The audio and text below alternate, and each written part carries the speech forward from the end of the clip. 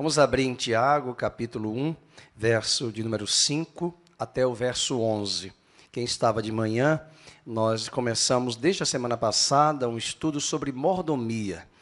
E hoje nós vamos dar continuidade. De manhã nós comentamos no livro de Tiago, capítulo 1 até o verso 4.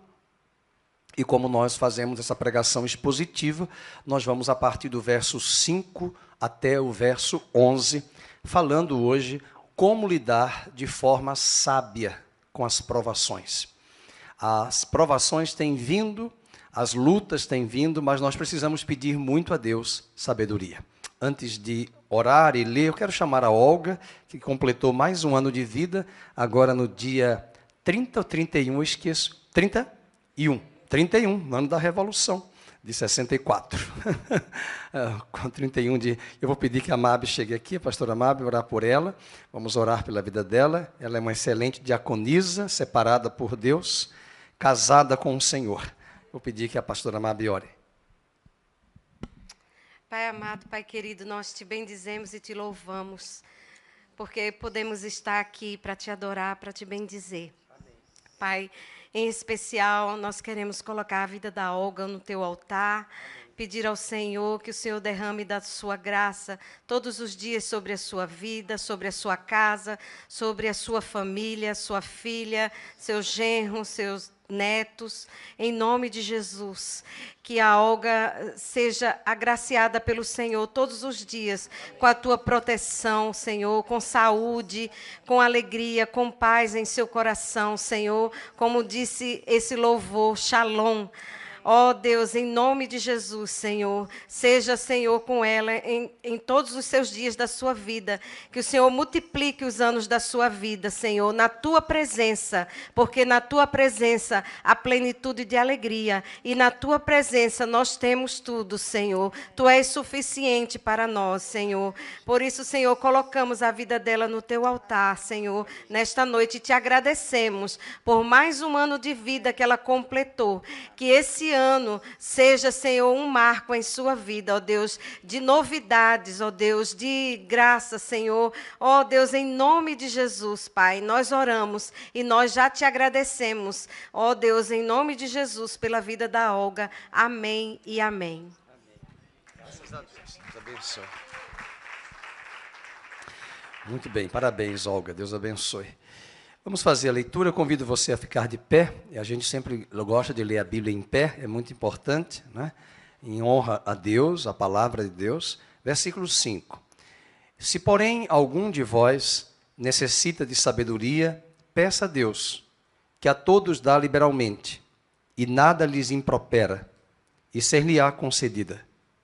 Peça, porém, com fé, em nada duvidando, pois o que duvida é semelhante à onda do mar, impelida e agitada pelo vento.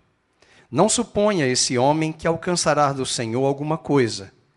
É homem de ânimo dobre, inconstante em todos os seus caminhos.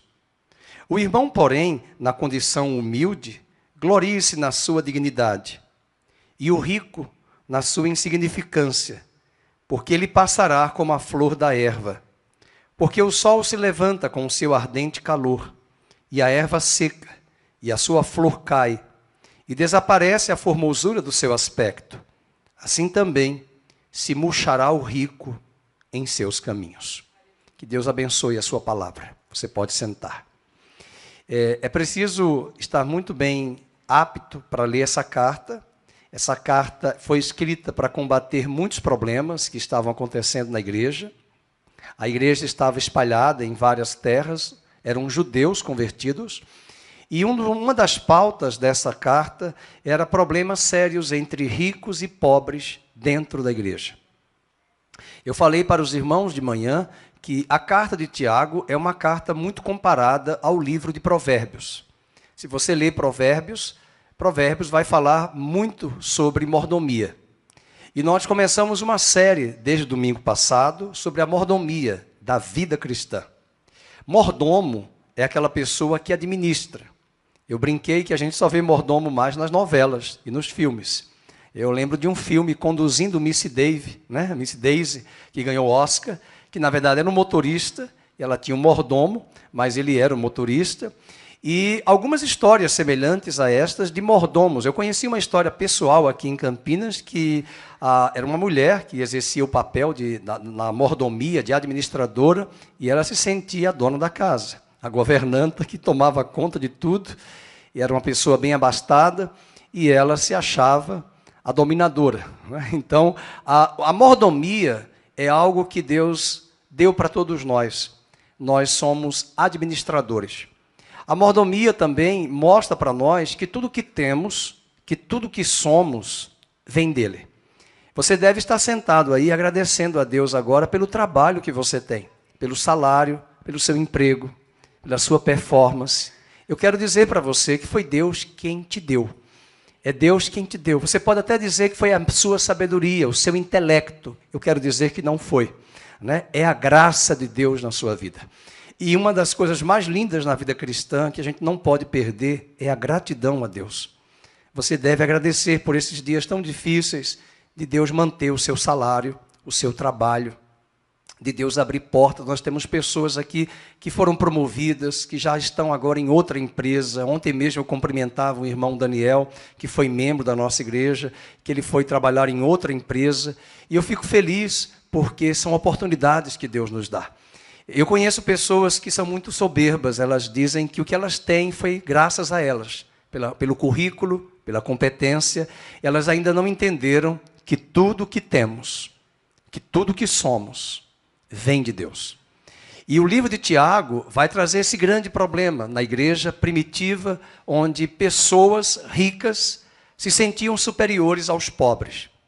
Pobres eram explorados por irmãos que eram senhores, patrões desses pobres no dia a dia.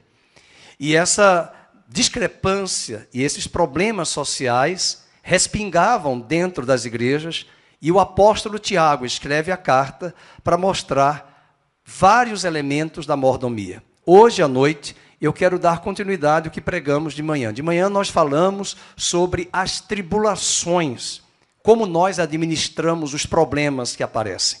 Só que hoje à noite nós vamos aprender a administrar as tribulações, pedindo a Deus sabedoria.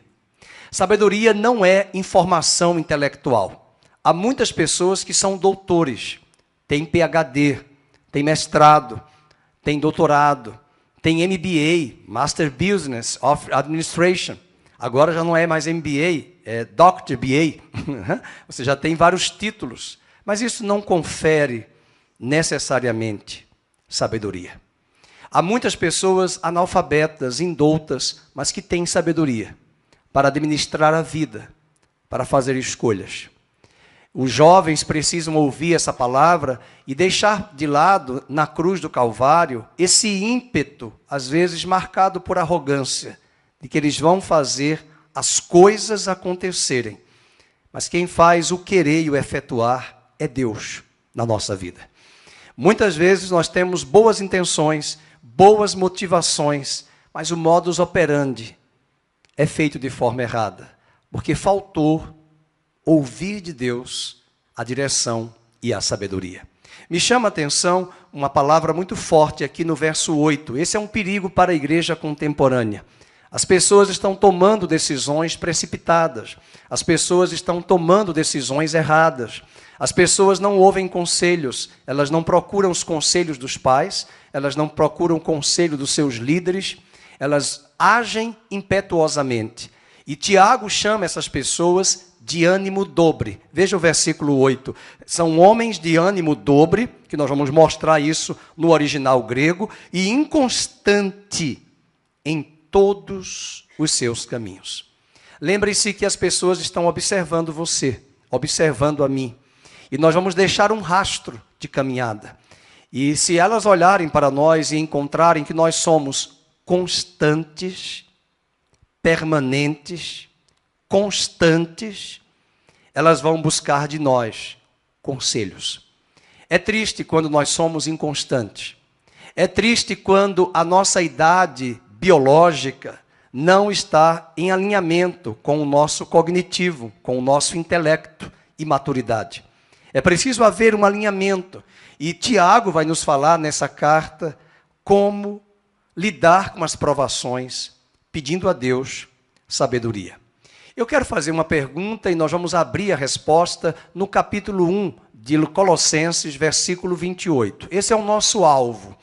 Esse é o nosso modelo. Nós falamos isso domingo passado, esse é o nosso alvo, Colossenses 1, 28, e eu gostaria que a igreja lesse em voz alta. É esse modelo que nós temos. Paulo está falando à igreja de Colossos, o qual nós anunciamos. Ele está falando no 27 de Jesus, advertindo, vamos, a todo homem e ensinando a todo homem em toda... Não é conhecimento. Conhecimento você aprende na universidade, na escola, no YouTube, nas lives, no Zoom. Mas sabedoria você aprende com a vida. Você aprende com os desapontamentos. Você aprende com os erros dos outros. Você aprende com as experiências desastrosas suas e minhas. Nós aprendemos sabedoria lidando com o sofrimento. Estamos orando pelo pastor Haroldo Walker e ele me incluiu no grupo onde ele manda mensagem. Está sendo muito difícil para ele. Um homem que eu conheço, um homem de muitas lutas, de muitas dificuldades que na vida. Eles vieram dos Estados Unidos, vieram morar no Brasil, em Goiás, na década de 60. E ele me disse agora no grupo, falando para todos e depois pessoalmente no meu WhatsApp, o quanto esse câncer tem ensinado a ele muitas lições. E eu fico triste de ver tantas pessoas sofrendo, tantas pessoas padecendo de lutas, de enfermidades, de doenças. E nem sempre essas doenças eram para acontecer nas nossas vidas. Elas vêm, nós vivemos num mundo, como nós falamos hoje de manhã, a tribulação ela pode acontecer por vários motivos. Eu não gostaria de sofrer uma tribulação que eu mesmo plantei. Tem muita gente hoje sofrendo porque falou demais, porque a língua não ficou calada, porque a boca se excedeu nas palavras, e você está colhendo coisas que você e eu plantamos. Esse tipo de tribulação não era bem uma tribulação que Deus queria que você passasse. É uma colheita em detrimento de uma semeadura. E nós precisamos lembrar dessas verdades e de como situações como doenças também nos ensinam, nesse caminho do sofrimento, a passarmos por essas trajetórias e tirarmos sabedoria. Não sei quantos assistiram ao filme A Cabana. Eu chorei muito assistindo ao filme. Eu já tinha lido o livro, mas eu confesso que foi um inverso gostoso, porque geralmente as pessoas acham que o livro tem muito mais profundidade do que o filme, quando é feito. Os ensaios sobre cegueira também foi mais ou menos isto, os tons de cinzas, mais ou menos a mesma coisa. Mas eu percebi que o filme A Cabana, no filme, foi muito mais amplo do que na leitura do livro. E talvez a cena do filme que me chamou a atenção foi aquela mulher chamada Sabedoria, mostrando para o personagem como ele estava equivocado. Ele tinha um conceito de que seus filhos eram muito santos. E a sabedoria mostrou para ele que estava questionando por que aquele estuprador estuprou a sua filha e matou a sua filha, uma criança, não lembro se ela tinha 7 anos. E ele perguntou a Deus, mas como o Senhor toleras e permites a injustiça? E a sabedoria que a pastora Vânia leu hoje no culto. Quem lembra qual foi o capítulo que ela abriu? Vamos lembrar? Provérbios 8. Você sabia que Provérbios 8 é Jesus Cristo? Ele disse, eu, a sabedoria, estava com o Pai, quando Ele criou todas as coisas. A sabedoria nada mais é do que a pessoa de Jesus. Paulo diz em 1 Coríntios, capítulo 1, verso 30, que Cristo se tornou da parte de Deus sabedoria. Cristo se tornou da parte de Deus para nós sabedoria. A sua própria vida, seus próprios critérios, as suas escolhas, as suas decisões, para nós, trazem um modelo de sabedoria. E voltando para o texto, Renata, de Colossenses 1, 28, esse é o nosso modelo. Vamos ensinar a todo homem, vamos advertir a todo homem em toda a sabedoria, a fim de que, olha o nosso objetivo, de que apresentemos todo homem perfeito em Cristo. Nós não estamos perfeitos, nós estamos caminhando para um estágio de perfeição que só acontecerá naquele dia quando Ele voltar, onde não haverá mais pecado. Mas quantas coisas e quantas áreas da nossa vida, eu espero que seja assim. Eu gostaria de ver a cabeça balançando assim no plano vertical, de cima para baixo, de que você e eu amadurecemos ao longo desses anos. É triste quando eu vejo homens de cabelos brancos, que eram para ser colunas, modelo, e ainda são desastres na sua própria família. É triste quando nós jovens, e eu não estou falando que eu sou jovem, mas quando a minha idade, por exemplo, com 53 anos, eu tenho que corrigir um homem de 85 anos. É triste quando você, uma senhora de 60 anos, tem que corrigir uma mulher de 80. Como é que você faz isso? Deus mandou Paulo fazer isso com Timóteo, para que Timóteo corrigisse com 30 anos de idade os anciãos da igreja de Éfeso. Pessoas que têm muita idade biológica, mas que não têm maturidade espiritual e emocional. Os grandes problemas das empresas não são as competências, as expertises, os skills, como eles chamam em inglês. O grande problema nos relacionamentos de trabalho é a área emocional. São os relacionamentos de ordem pessoal. Inveja. E, por favor, nós não somos da linha de que existe um demônio de inveja. Existe um espírito de inveja, que é a natureza humana. Espíritos de contendas. Não são demônios, são tentáculos da natureza adâmica. Para clarear mais ainda o nosso entendimento, para alcançar o alvo dessa maturidade, Deus vai fazer 3 coisas na nossa vida. Eu queria que você anotasse, se você não conseguir anotar agora, reveja a mensagem no Spotify ou no YouTube, mas a primeira há uma obra que Deus realiza por nós. Ele realiza por nós, é a salvação. A segunda, há uma obra que Deus realiza em nós, santificação. Uma obra que Deus realiza por nós, a salvação. Uma obra que Deus realiza em nós, a santificação. E pegando carona do que o pastor Felipe disse, há uma obra que Deus realiza através de nós, o serviço. Então, primeiro é a obra da salvação por nós. Ele vem para te salvar. Ele nos redimiu com seu braço forte. Ele nos trouxe grande salvação. Mas agora Ele está concomitante, trabalhando em nossa vida, uma obra em nós, santificação.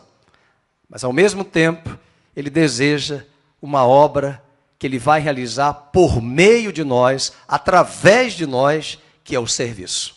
E uma das áreas, Marcos, da mordomia cristã é o serviço.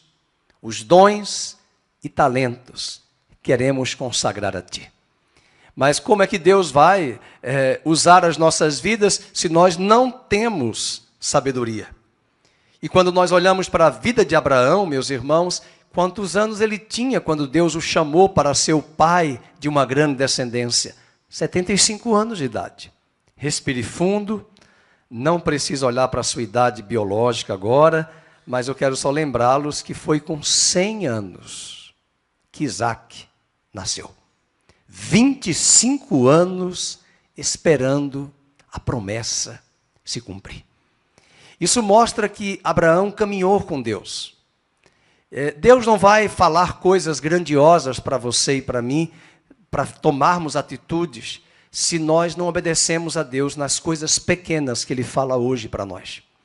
Há pessoas que querem passos grandes de Deus, mas elas não são capazes de obedecer os passos pequenos que Deus está falando hoje. Cuidado quando você sai da sua igreja, eu digo sair, não de sair, mas de desprezar o anjo da igreja, o pastor da igreja, desprezar os conselheiros da igreja, as pessoas, nós temos pessoas aqui extremamente maduras, nós temos pessoas aqui experientes. Eu fico triste quando eu escuto que pessoas foram lá, eu não vou citar nomes, nós estamos ao vivo, vão em certos lugares ouvir profetadas. Não são profecias. A verdadeira profecia se chama Jesus Cristo. Apocalipse diz que Ele é o Espírito da profecia, Jesus Cristo. Essas pessoas são adivinhadores, são espíritos de adivinhação. São pessoas que nós muitas vezes vamos buscá-las em alguns lugares, como Saul foi buscar aquela feiticeira, querendo uma palavra de conforto. Ele estava no lugar errado.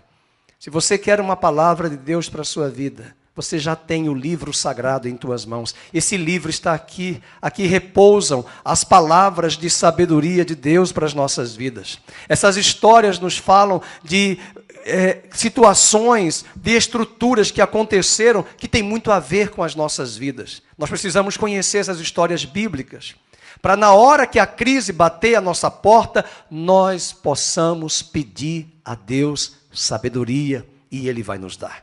A sabedoria está também na maturidade dos cabelos brancos de uma irmã, de um irmão, de pessoas que passaram por um caminho de resiliência, de dificuldades, mas que hoje estão bem. Ontem eu fui visitar uma loja para minha filha que vai para um casamento. A gente foi ver uma loja, um vestido, e eu encontrei uma irmã que a pastora Vânia conhece, a Valéria, e nós nos conhecemos ainda católicos. Eu falei para ela: você está lembrado de mim, quem eu sou? Você lembra de mim? Ela disse: não lembro. Eu digo: mas eu lembro. Eu lembrei de você quando eu entrei aqui na loja.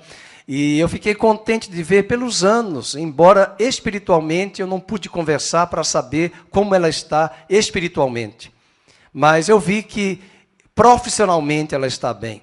E ela foi mostrando, compartilhando, sem eu perguntar nada, como ela desenvolveu a empresa dela, a loja dela, até que a irmã Darcy tinha recomendado. E eu conhecia a pessoa, e eu falei para minha esposa: eu acho que essa é a loja da Valéria, de muitos anos ainda, quando éramos católicos. E eu fiquei feliz por ter estado ali, revisto ela, e eu pude ver maturidade na Valéria. E ela disse: faz tanto tempo, a gente era tão jovem, mais de 30 anos, né? Então isso é gostoso de ver os anos passarem e a gente perceber que elas tomaram as decisões certas.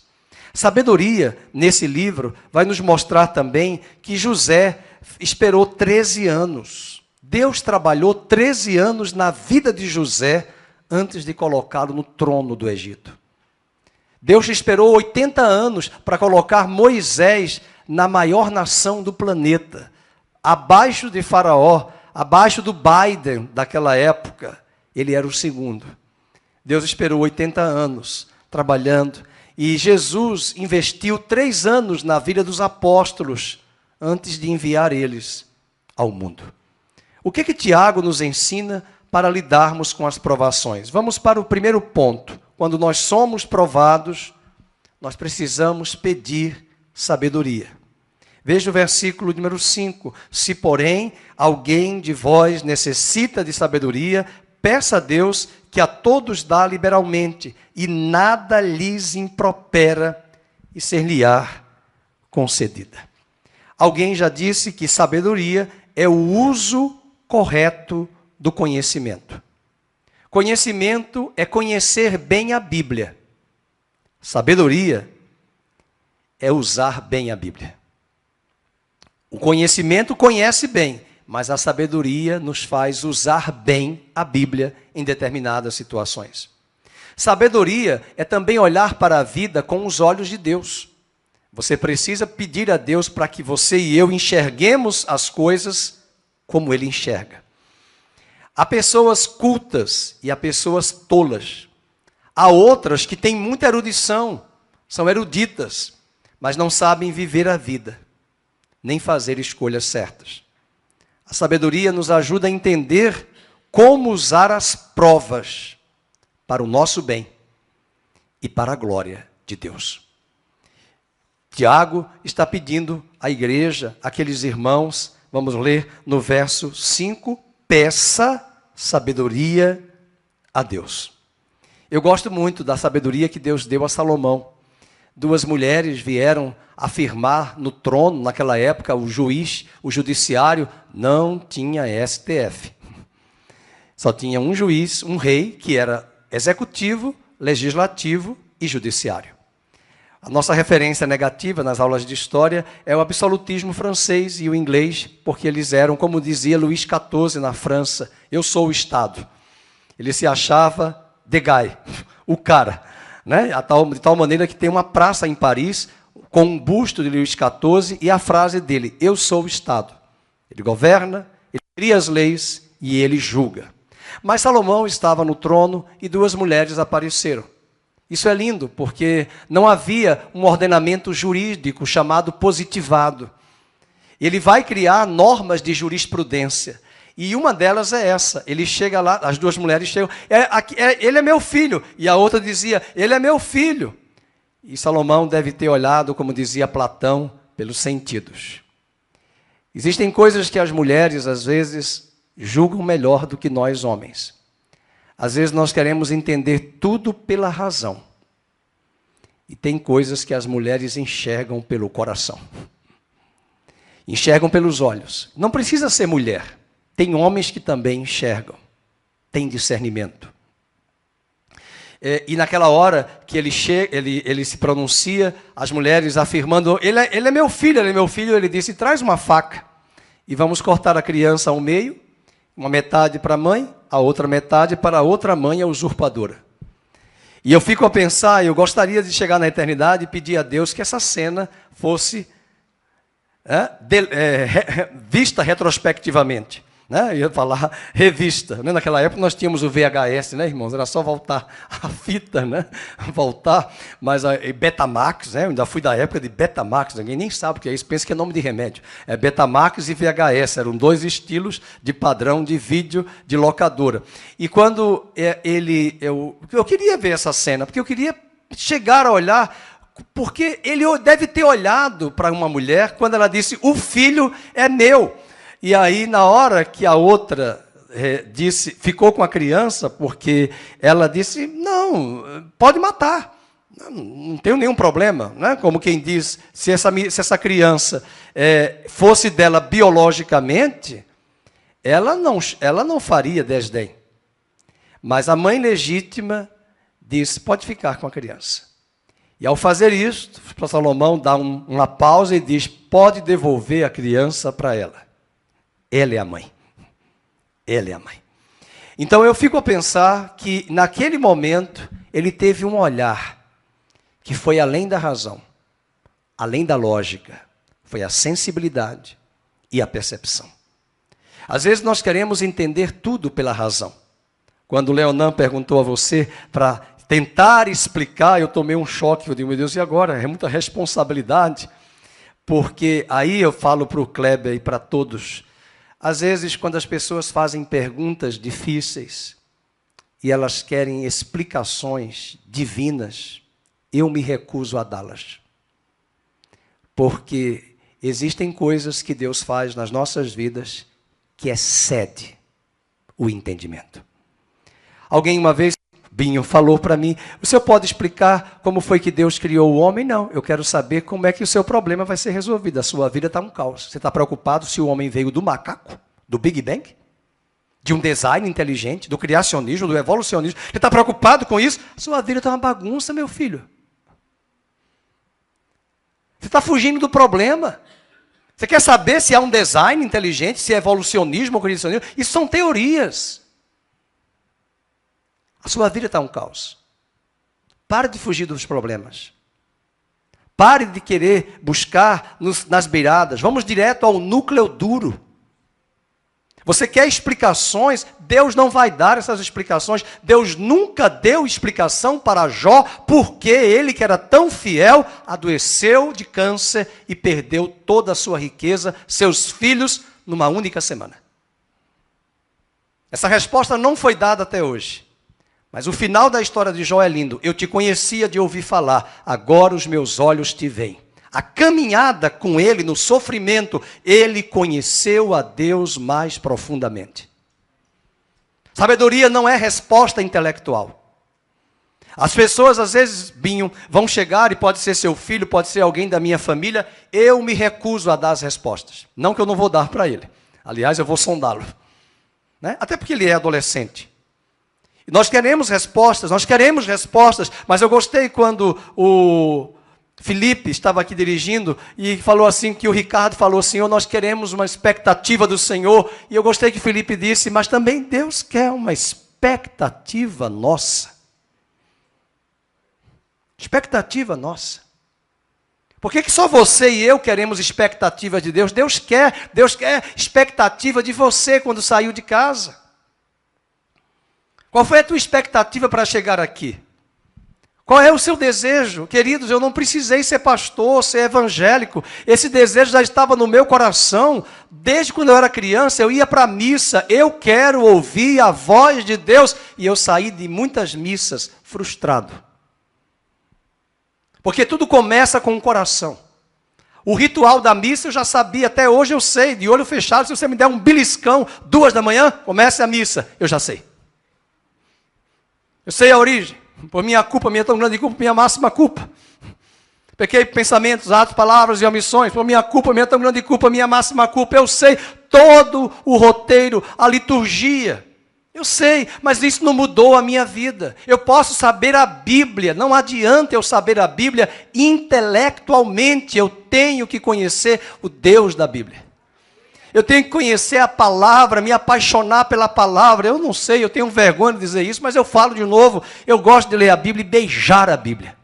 Eu beijo a minha Bíblia. Pensou um homem desse, a minha esposa quando entra e eu estou beijando a Bíblia, ao invés de me beijar a Bíblia? Eu estou apaixonado pelo Senhor. Conhecer a Deus.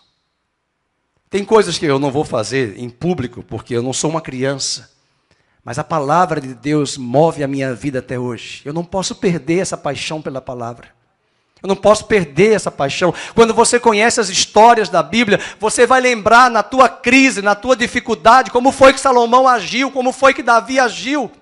Os erros de Davi são para me ensinar. Meus irmãos, Davi matou Golias pelo poder de Deus. E quando ele foi perseguido por Saul, vocês não lembram o que ele fez? Ele saiu de Israel, ele foi morar na terra dos filisteus. Ele se tornou aliado com os filisteus. Sabe para quê? Para matar Israel. Ele ia matar a própria nação dele. Se não fora Deus intervir, ele seria usado pelo diabo para destruir o seu próprio povo. E quando nós entendemos essas histórias, é para que nós não venhamos a repetir os erros, mas nós possamos tirar sabedoria. Tirar sabedoria. Eu vejo pessoas na igreja sofrendo, guardando coisa, porque ninguém me ama, ninguém gosta, porque estou decepcionado, fulano me traiu. Vai ler a história dos soldados que estavam com Davi, quanta atrapalhada e quanta coisa errada eles fizeram. Vai ler a história lá de 2 Samuel, primeiro livro de Reis, as histórias dos amigos de Davi, é igual os ministros do governo, quanta atrapalhada e quanta decepção, e um mata o outro, um tem inveja do outro. Isso acontece também nos relacionamentos. Às vezes nós ficamos inventando moda, eu estou muito decepcionada, é porque não conhece as histórias da Bíblia. É que não conhece as histórias da Bíblia. São essas histórias que nos apaixonamos, que vão nos dar sabedoria.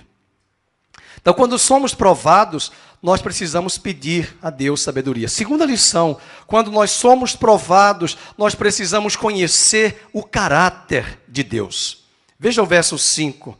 Peça a Deus que a todos dá liberalmente e nada lhes impropera. Deus é a fonte da sabedoria. Ele é o doador. Vamos ler o Salmo 66, verso 20. É lindo esse versículo. Deus não rejeita nenhuma pessoa que o busca. Bendito seja Deus, leiamos, que não me rejeita a oração, nem aparta de mim a sua graça. Irmãos, quando Deus ouve eu e você falando, Senhor, dá-me sabedoria, pode ser que Ele diga para o Sérgio, fique calado, não fale nada com ninguém. Pare de falar. Pare de agir. Pare de correr. Nós somos muito impetuosos. Eu sou uma pessoa, por natureza, agitado, mas os meus cabelos brancos já chegaram e a minha vida já chegou a uma certa idade que não me permite estar fazendo bobagens, perdendo tempo, falando. Alguém uma vez perguntou, o senhor pode me dar umas respostas sobre Deus? Eu digo, depende da pergunta. E se ela for do coração, melhor. Se for do intelecto, vá fazer teologia. Eu não tenho respostas. Não, mas eu gostaria que o senhor me explicasse. Eu não tenho respostas. Eu gosto de ficar. Hoje mesmo eu estava no aniversário, juntei o culto aqui, nós fomos para o aniversário de uma criança, que é uma pessoa que frequenta aqui a igreja, e tinha um casal que eu me aproximei e fiquei falando com eles. Eles não querem congregar em nenhuma igreja, estão decepcionados. Um casal adulto. E eu cutuquei eles com amor e com carinho, para que eles comecem um trabalho de comunhão na casa deles. Estudem a Bíblia. E que eles usem a vida deles. Deus usa a vida deles com excelência, com sabedoria, para ganhar outros casais para Cristo. E ao mesmo tempo eles não deixem de congregar, mesmo que eles não vão à igreja, mas pelo menos em casa. Faça da sua casa uma igreja. Provisoriamente, temporariamente, porque nós não podemos deixar de congregar e ouvir de um homem vocacionado por Deus, um pastor que venha nos orientar pelas Sagradas Escrituras. Esse é um grande perigo, quando nós deixamos de congregar, quando nós somos donos do nosso próprio nariz, quando nós nos achamos autossuficientes. Não gosto de falar de organizações, mas eu vi muitas coisas boas na Donep e muitos estragos na Donep. Vi muitas pessoas só porque se achavam médicos, advogados, promotores, mas nunca frequentaram igreja, nunca se submeteram a uma liderança pastoral, começaram a fazer estragos nos capítulos da Donep, porque não tem uma hierarquia, um líder para norteá-los e seguir. São pessoas que seguem suas próprias vidas, seguem seus próprios ministérios e abraçam ministérios que não deveriam abraçar, porque não têm chamado. E muita gente hoje deixa de congregar por conta destas coisas, porque nunca pediram a Deus sabedoria. Peça a Deus sabedoria, Ele é a fonte. Quando somos provados, nós precisamos conhecer o caráter de Deus. Terceira lição, quando nós somos provados, nós precisamos orar com fé. Veja o verso 6. Peça, porém, com fé, em nada duvidando. Por que orar com fé? Tiago vai comparar o homem que ora a Deus, mas duvida, com 3 figuras. A primeira figura é como dizia um cantor aí, Lulu Santos, é como a onda do mar. E vai, bate para lá, bate para acolá. Versículo 6, pois o que duvida é semelhante à onda do mar. É uma pessoa que vai oscilar entre fé e incredulidade. É uma pessoa que vai oscilar entre ânimo e desânimo, otimismo e pessimismo, ora no alto, ora no vale. Um dia fervoroso, um dia abatido. Ele é também como um homem que tem 2 mentes em um corpo. Veja, por exemplo, no versículo número 8, ele diz, é um homem de ânimo dobre. Um homem de ânimo dobre, que tem 2 mentes. E a palavra grega aqui que ele usa para duvidar, deixa eu buscar aqui o versículo 6, o homem que está duvidando, é a palavra diacrimonai, que significa 2 mentes. Você já pensou ter 2 mentes? Uma dizendo positivamente e a outra negativamente. Além disso, ele é ainda como 2 almas em um só corpo. Veja o verso 8. É um homem de ânimo dobre. E a palavra grega que eu descobri para dobre é dipskoi, 2 almas. Almas divididas. Sabe o que é isso? É uma pessoa que quer tentar andar em 2 caminhos. Há muitas pessoas que estão andando em 2 caminhos. Elas pensam que podem conciliar estar em Cristo e estar no mundo. Elas pensam que podem conciliar ouvir de Deus, da palavra, que muitas vezes não ouve, às vezes está no culto, mas está distraído, não examina, não observa as Escrituras, e ao mesmo tempo vai buscar, nesses autoajudas, agora nos coaches da vida, decisões para ela tomar. É tentar servir a 2 senhores. E Tiago vai falar de 2 resultados negativos ao crente que ora, mas duvida. O versículo 6 diz que ele vai fracassar na oração. Veja o versículo 6. Peça, porém, com fé, em nada duvidando. E segundo, está no verso 8, a outra consequência negativa. É uma pessoa inconstante. Eu fiquei impressionado recentemente, uma pessoa disse, pastor, eu pedi as contas. Eu digo, ok. E já tem um outro emprego já para abraçar na outra semana? Não, vai vir. Eu digo, e se não vier? Quem vai pagar as contas? Deus falou com você? Não, eu estava precisando de umas férias e eu entendi que Ele me deu. Mas Ele falou? Difícil, né? Mas eu entendi que é a esposa que vai pagar as contas. Que esposa maravilhosa. Tem pessoas que não querem compromisso, não querem acordar cedo, não querem disciplina. Tem pessoas, tem pastores que às vezes também não valorizam, estão tão numa igreja, numa bolha, mas não sabem o que a vida é dura. Não sabem o que é ir para o dia a dia. Eu sempre fui defensor de que seminaristas, né, tem que, às vezes, quer uma igreja pronta. E eu falei, construa. Você não vai ter uma igreja pronta. Labute, trabalhe. Paulo teve que fazer tendas para sustentar a sua própria casa e a sua vida em determinada fase da sua vida. E essas pessoas inconstantes, elas não vão chegar à maturidade. Volta comigo os olhos para o verso 8. São pessoas de ânimo dobre, inconstante. E aqui eu quero aproveitar e fazer uma correção pastoral, porque eu acho que o anjo da igreja tem que fazer isso. Porque tantas pessoas que não se firmam na sã doutrina. Elas estão ouvindo muitos pregadores na internet. Eu escuto alguns deles no Spotify, no meu carro. Não vou citar nomes, eu acho que é desnecessário. Tem muita gente boa por aí, mas cuidado, tem muito engano. É muito triste ver crentes que ouvem de várias doutrinas, estão com a cabeça confusa e pelos anos decorridos já eram para ter maturidade e sabedoria. E é impressionante como a inconstância tem sido algo muito, desculpe o pleonasmo, constante no mundo contemporâneo. A quarta lição que aprendemos, e a penúltima, é que quando somos provados, nós precisamos nos alegrar com as riquezas espirituais.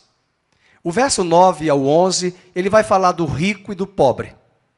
Você perceba no verso 11 que ele está falando que o rico vai murchar em seus caminhos. Mas no verso 9, ele está falando que o pobre deve se gloriar na sua condição humilde. O que ele quer dizer com isso? Dinheiro e status eram problemas reais entre aquelas pessoas daquela época também.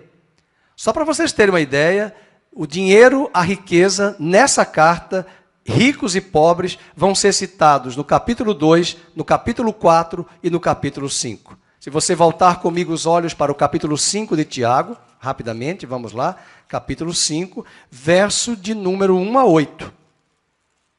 Veja, atendei agora ricos, chorai lamentando por causa das vossas desventuras que vos sobrevirão. As vossas riquezas estão corruptas, e as vossas roupagens comidas de traça. O vosso ouro e a vossa prata foram gastos de ferrugens, e a sua ferrugem há de ser por testemunho contra vós mesmos, e há de devorar com fogo as vossas carnes, tesouros acumulastes nos últimos dias. Só que o verso 4 ele traz um problema sério. Diz que o salário dos trabalhadores que ceifaram os vossos campos, que por vós foi retido com quê? Com fraude. Não pagou, como é que chama lá? Participação de lucro, PL. Não pagou o que deveria pagar. E diz que foi retido com fraude, está clamando. E os clamores dos ceifeiros penetraram até aos ouvidos do Senhor dos Exércitos. Vamos ver quem lembra aqui da década de 80, do fundão, quando a inflação chegou a quase 1000% ao ano no Brasil. Nós nos livramos desse dragão terrível que é a Argentina hoje. Ontem eu quase desmaiei vendo na televisão que o salário mínimo da Venezuela está em R$25. R$25. É uma tristeza. E ninguém quer ir para a Venezuela, né? Quer ir só para Miami, para Paris, para Londres, a Nova York. O Bolsonaro falou recentemente, manda o teu filho, compra uma passagem para ele, manda ele passar uns 15 dias na Venezuela. É R$ 25 o salário mínimo.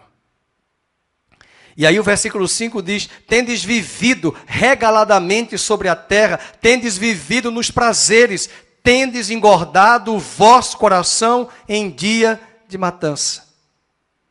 E nós estamos vivendo essa época. As pessoas mais abastadas, elas acham que a vida se resume a um parque de diversão. Vamos comer, vamos nos divertir. E eu, queridos, a gente olha no domingo, a gente vê quando... Eu não sei você, para onde você almoça no domingo. Eu gosto de almoçar em casa. Eu tenho um culto para Deus, de manhã e à noite. Não porque eu sou pastor, mas eu tenho orientado a igreja, os membros, para vocês estarem mais engajados e envolvidos no domingo, que é o dia do Senhor. Sabe por quê? Porque os judeus se engajam no sábado. Os adventistas são engajados no sábado. E se domingo é o nosso dia, é o dia do Senhor, vamos estar na casa do Senhor. Temos um compromisso com Ele. E quando nós temos esse compromisso, não faltamos e não abrimos mão, as pessoas estão nos observando e elas estão percebendo que eu e você somos constantes e firmes e casados com o Senhor. A Bíblia jamais ensina que a riqueza em si é um mal. Tudo vai depender de como essa riqueza foi adquirida, como ela é usada e qual o lugar que a riqueza ocupa no coração de quem a possui. Mas o pobre deve gloriar-se pelo que tem permanente no céu. Ele pode ser privado de recursos mais abastados da terra, mas ele tem mansões celestiais. Além disso, o rico, pelo que não tem permanente na terra, deve clamar a Deus misericórdia pela sua vida. O pobre deve gloriar-se na sua dignidade. Volta para Tiago, capítulo 1, ele diz isso, pobre, verso 9, porém de condição humilde, glorie-se em quê? Na sua dignidade. Mas o rico, uma palavra forte que ele usa no verso 10, na sua o quê? Insignificância. E ele começa a falar, porque ele passará como a flor da erva. Cadê o Ike Batista? Como é que está ele? Você pode pensar, ele está bem? Será? Né? Será que o ex-governador do Rio de Janeiro está gozando de alegria, de paz? Né? Será que ele consegue ir a um shopping center? Consegue ir a um restaurante? O presidente da Câmara dos Deputados, quando saiu, não o atual, mas o anterior, foi para um restaurante agora na Bahia, não conseguiu almoçar. Teve que sair. Esqueci o nome dele. Rodrigo Cunha. É Cunha mesmo? Não, Rodrigo Maia. Falei para minha esposa, eu não sei como é que eu me sentiria num restaurante como esse. Eu nem sei, acho que ia para debaixo da mesa. Mas ainda ficou lá, querendo discutir. Já perdeu a sua liberdade. E é muito triste. O pobre tem que se gloriar na sua dignidade, mas o rico reconheça a sua insignificância. Um grande missionário chamado Jim Elliot, foi um Marte morto pelos índios Aucas. Ele disse, não é tolo aquele que perde o que não pode acumular, para ganhar o que não pode perder. O pobre, ao ser provado, diz, mas quão rico eu sou. E o rico, ao ser provado, diz, quão vulnerável eu sou. E cada um olha para a sua vida na perspectiva da eternidade. Tanto o rico quanto o pobre. O verso 10, ele vai dizer que o rico é como uma flor. Veja o verso 10. O rico na sua insignificância, porque ele passará como a flor da erva. Não é triste quando a gente dá uma flor para alguém, uma rosa? No outro dia, coitadinha, já está murcha. 3 dias depois já murchou. Tão bela, tão maravilhosa. E às vezes, queridos, a gente fica muito impressionado. Desde a crise de recessão econômica do governo Dilma, eu vi pessoas nessa cidade que adquiriram riquezas ilicitamente. Perderam tudo ou quase tudo. E algumas tiveram que tomar um novo rumo, começar a vida do zero. Essa crise ajudou, eu espero que tenha mudado muita gente, transformado muitas pessoas e que essas pessoas tenham adquirido de Deus sabedoria para administrar a sua vida. Com os erros nós aprendemos. O verso 10 diz que o rico é extremamente frágil e Tiago mostra a sua instabilidade. Veja o verso 11. Porque o sol que se levanta com o seu ardente calor e a erva seca e a sua flor cai e desaparece a formosura do seu aspecto. Agora leiam. Assim também se murchará o rico em seus caminhos.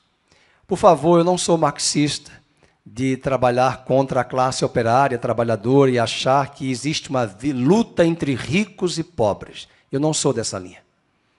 Eu sou da linha que a gente deve acordar cedo, trabalhar, estudar com dignidade, construir o nosso patrimônio. Não esperar dos outros, não esperar do governo. Gosto muito da frase do primeiro presidente dos Estados Unidos, católico, John Kennedy. Ele disse no dia da sua posse: não digam mais vocês o que vocês esperam do Estado, mas o Estado pergunta para vocês o que vocês farão pelo Estado norte-americano.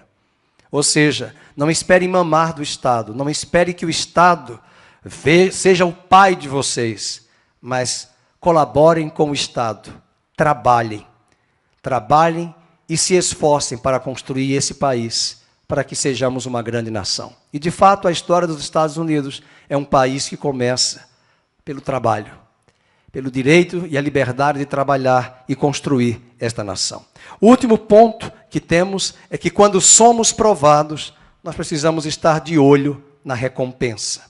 Quando somos provados, sabemos que seremos galardoados por Deus. Veja o verso 12, vamos ler em voz alta. Bem-aventurado o homem que suporta com perseverança a provação. Porque depois de ter sido aprovado, receberá a coroa da vida, a qual o Senhor prometeu aos que o amam. Vamos terminar a nossa reflexão com 2 Coríntios 4,17. Essa é uma passagem bastante conhecida da igreja, que a nossa leve e momentânea tribulação, o que ela vai produzir para você?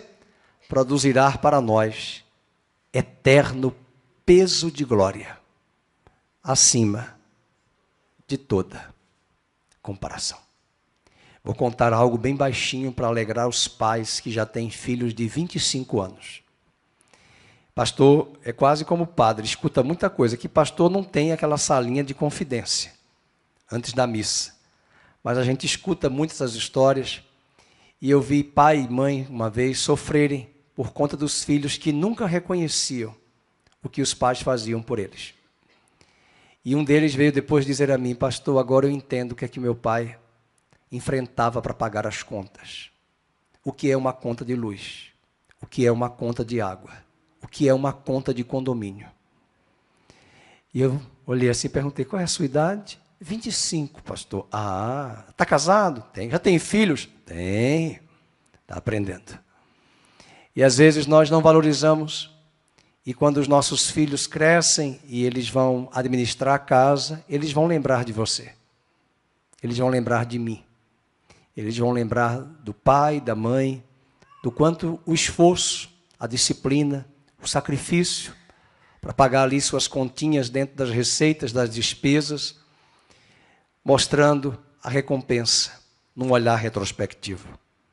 Esse é o desejo de Deus para que nós saibamos administrar as tribulações que temos enfrentado. E, queridos, eu não sou pessimista, mas eu creio que os dias são difíceis, vão se tornar mais difíceis, e nós precisamos nos agarrar à palavra, porque haverá um remanescente fiel que conhece a Deus, que fará proezas, e que Deus dará a esse remanescente sabedoria para administrar a vida.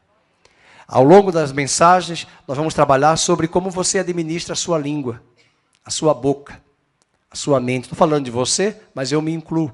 Como eu e você vamos administrar os recursos financeiros, a nossa casa, o nosso casamento, a linhagem hierárquica dentro de um país, dentro de uma casa, de uma empresa, a questão da autoridade.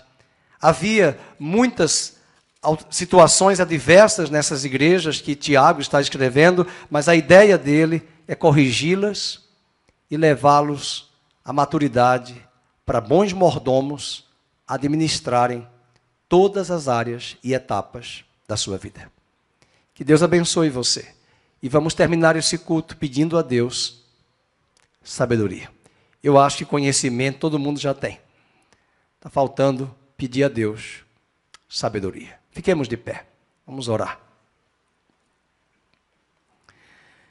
Pai querido, nós queremos reconhecer hoje de manhã, hoje à noite, os nossos erros, a nossa insignificância, a nossa incompetência e, infelizmente, misturado a isso, nosso orgulho, a nossa soberba, de acharmos que somos donos do nosso próprio nariz, de que nós fazemos e acontecemos.